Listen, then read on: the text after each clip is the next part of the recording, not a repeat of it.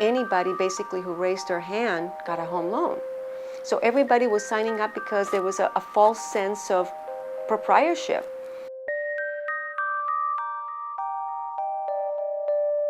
My name is Jamila Ayad, and I'm a mortgage broker, and I am the owner of Mission Home Loans Incorporated. Roughly 20 years that I've been in this business. My family migrated, some first-generation immigrant, came to this country in 1963. My first career, it's my second career, and I nursed for about 17 years. Did emergency pediatrics and I did neonatology. People always ask me, well, why made you go from nursing into lending? And I think it was my recognition, for one, that I wanted to have a greater sense of autonomy of my life and my own growth. I wanted to have something that was my own, sort of that entrepreneurial spirit that comes with new immigrants, you know? When you ask, what does a mortgage broker do? There's a myriad of differences between a lot of us.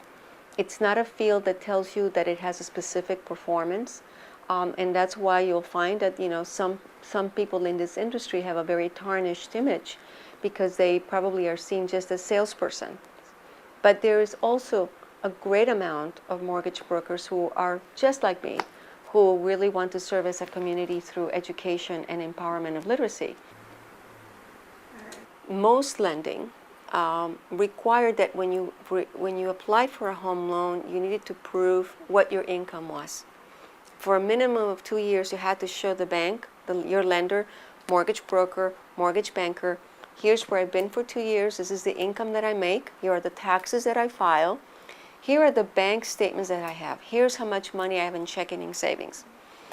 These programs literally did not require for the consumer to prove either. So nobody was actually checking to see what the actual income was of the homeowner, what their capacity of making payments was. There was no proof that they needed to come in with any money because most of these were 100% financing. So you literally were putting people with no qualifications whatsoever into home ownership. It's like letting a 5-year-old get into a car with no driver's license. I mean, it's absolutely irresponsible behavior. We're living in a total contrast today in lending in 2009 to what we experienced in the last 3 years. Lenders lending in sort of a paranoid state, meaning that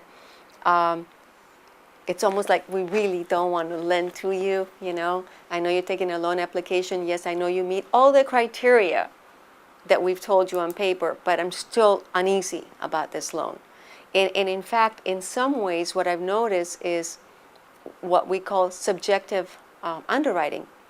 And subjective underwriting is where opinion is actually placed into the process. There's software that actually you feed a certain amount of information, it'll give you an approval. Technically, if you get an approval from that software and all of the information is factual, it's all real, the lender's supposed to give you an approval no matter what, because it's guaranteed that Fannie and Freddie are going to buy that loan, okay? Well, what we've noticed today is that even when you have a DU approval, they're overlaying with additional conditions. So they're adding more conditions that were not part of the process when you started the loan. So part of the madness for us today in lending is that you might start with a product that looks like this and it ends up looking like that. So we're having more difficult times closing on time. We're having more difficult times communicating to our consumers with appropriate information, because we say, this is what the product looks like, this is what I'm going to need from you, you meet all the criteria, and then somewhere along the line we get changes that now make it difficult for me to go back to my consumer and go like, oh my God, no longer is this product available to you. That's very painful. It's critical that what we learned from what's happened in the last 4 years, that it should never happen again, at least in our lifetime. We can never be so blinded by greed, blinded by products that weren't good for our families and allowable. Everybody looked the other way. And so we didn't get here by accident. You know, the blame game is bountiful. It's from the top to the bottom to the consumer. Everyone needs to take responsibility for what happened.